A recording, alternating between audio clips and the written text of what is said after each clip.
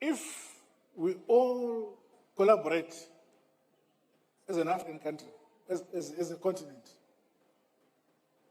I believe that our pace for development and modernization will be faster. But if we continue to develop our countries in silos, it will take longer. In the past, for instance, which our founding fathers were able to move away from, if a delegation was leaving Mozambique wanting to come to Angola, they would first go to Portugal, to Europe, and then come down to Angola. And yet, we should have the means to fly directly from Mozambique to Angola. If we wanted to go to Ghana, we'd first fly to London and then come back to Africa to Ghana. That shows how disconnected Africa was. And we must begin to have internal connections by ourselves.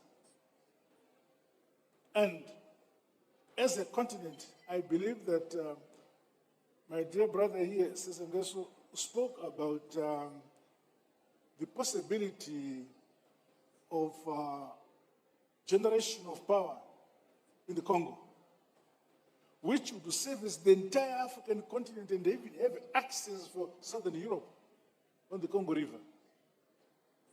But to achieve that will require the collaboration of the entire African continent to put resources to achieve that which is possible to service Africa. But now, we work in silos and look forward and look up to Europe or some other former colonial powers to service and develop our own region. Okay.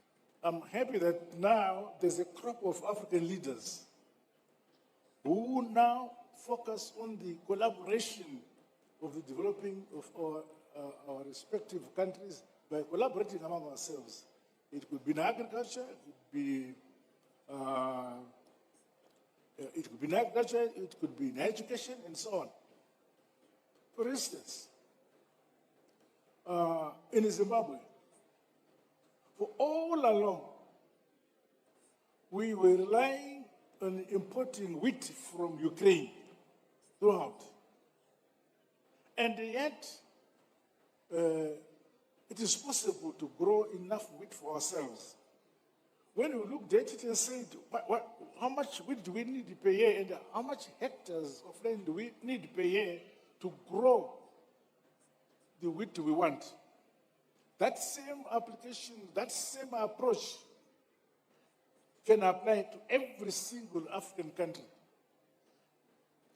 The continent has land enough, arable land enough to produce food for Africa and surplus.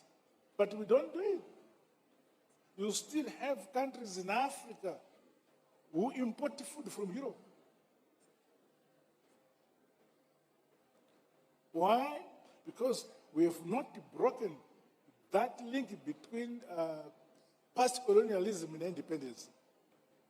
It is still lingering in the minds of those who have not been able to move away. So, platforms like this one, where we share ideas, it is my belief that are very useful because then we realize that if we collaborate,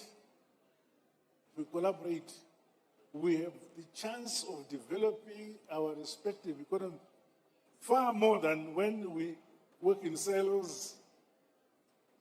For instance, the former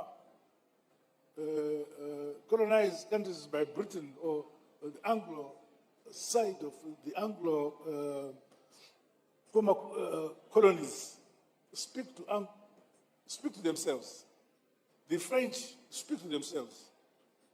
Now, you now have Africa being divided between the divisions in Europe. The English on their side, the French on their side, and they bring that baggage to us. As we are here, I need somebody if I want to talk to my brother who speaks French, they speak English, we need an interpreter. So we must find a way where ourselves as Africa focus on integrating our systems. Let us in Zimbabwe learn languages so that we can speak to Mozambique, we can speak to the Congo. But no, we have to master English or French, foreign languages in Europe, in order to speak to ourselves in Africa.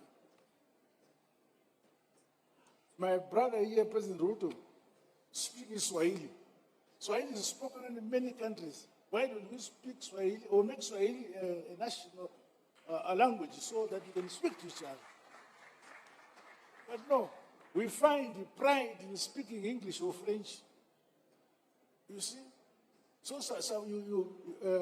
you get married to a beautiful woman because you speak good French or good English.